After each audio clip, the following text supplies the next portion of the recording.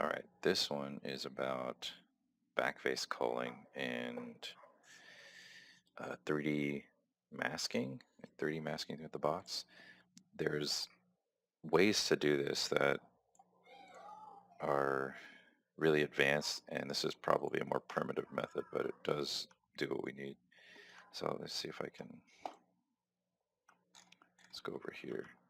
So here's like a manual creation of the card, and you can see that some pieces of this are getting cut out. This is because we want the we want the cards to not appear like it's escaping the boundary there. And so depending on the angle you're looking at it, you can control what parts of the geometry show up.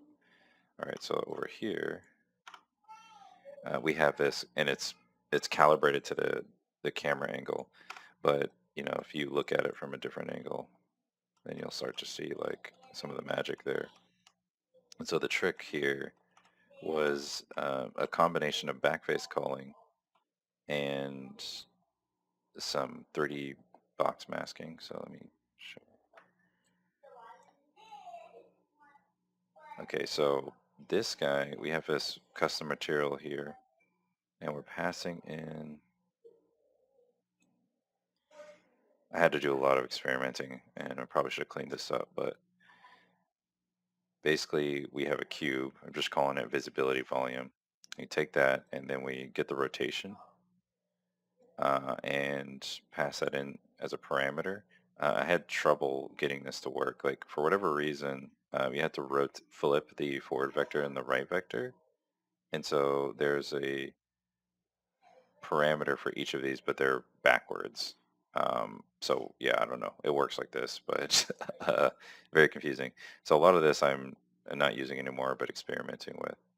And I can turn on a debugger, which tries to draw this occlusion box, which is going to be cutting out or culling some of the geometry. It doesn't, even though I'm passing in the same rotation and location values, it doesn't actually give the most accurate representation.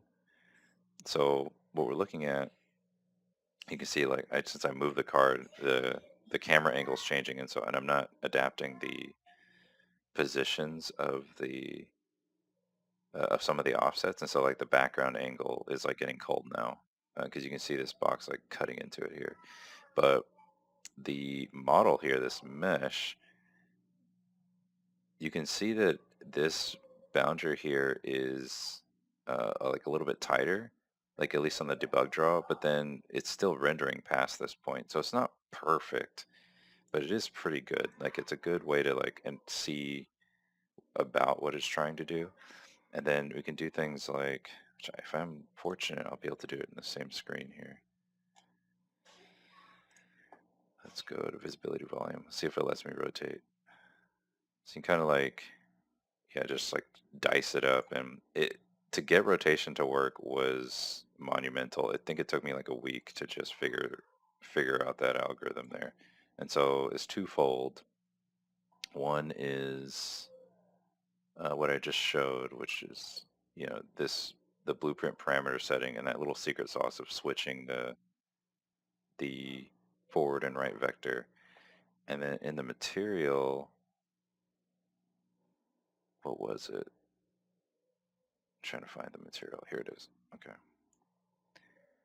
Okay, in the material, we have a number of things that were tried. So first I tried this, well, actually I don't even have the first thing I tried. Oh, no, I do. Here it is. Yeah, here was the first thing I tried.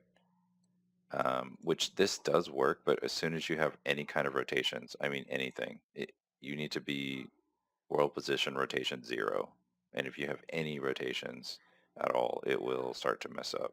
So this algorithm here, even though it tries to accommodate, I think it can do one axis. So this works for one axis. Could be an issue with that whole flipping.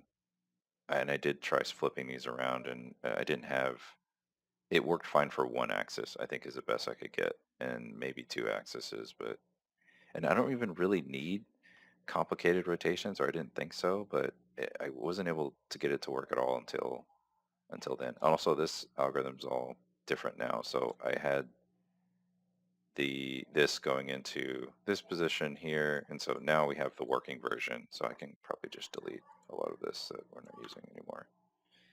Just for my own sanity. Okay, this flag doesn't work either anymore.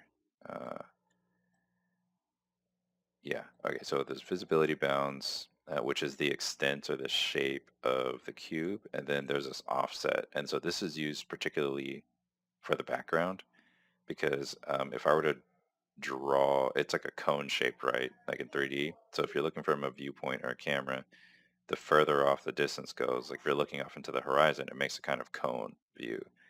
And so right now, I don't have the math for that. I'm just doing like a simple offset to deal with the background because it's really close.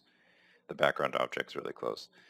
Um, this is the one that actually works.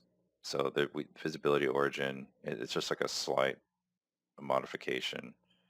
But this actually works. So we make this and then we shove this into the, what is this called? I guess this is the position, and you just set the local 0. It kind of throws me off. Like, I'm amazed that this works, and I'm just going to move on. But I can't explain the math behind it. This was another one I tried, and this one did not work. I think it worked for one axis, maybe, or it didn't work at all. So, anywho, yeah, that's that. Yeah, here's like an old one, which, yeah, this was the very first one I did. So this one does work for one axis. So yeah, that's all the stuff, which I'm not doing a great job at explaining how this works. And truthfully, I don't understand. I have a base understanding. We're drawing a box and we check a pixel. And if it's inside that box, then do something, right? Like, so we can choose what to do with it. And I'm choosing to use it for occlusion, and yeah, which is, I think, what it's intentionally designed for. So yeah, that is what's up here. Now, the next thing, I have to fix this whole, let me just throw in some more test data here. Let's throw in some more cards and get the rendering. So first off, our selection is broken, and then our rendering will need to compensate for different screen positions. So we'll just try and render these guys real quick and see how that pans out. I'm not expecting too much here in this little live demo. Yeah, so you can see, um, it's like drawing some stuff. We'll have to adjust the positions of some of our models. We'll have to, I can turn off this debug draw, which is really intrusive, but yeah, all this stuff has to be kind of worked out. So we have some things now that are culling even the cards behind it so they don't show up in the card in front of its view. So you can kind of see over here. Let me zoom in. And that's not what I wanted, but it might still work. Yeah, you can still see it. So right here, we can see the cards getting dashed, which is what I want. I want it to get kind of tore up in the back so that we're not, seeing all of the, what is it called? All of the previous card in, like right now I can see through these. And so that's something to work on, and we'll get there. But yeah, this is feeling pretty good. Got it at least working with one card. So now at this point, you can just move it along and get it to work with others. Like get the rotations right for the background, and then get the what is it called? Get the occlusion for card on card occlusion working too, and then it'll have our nice little interface going.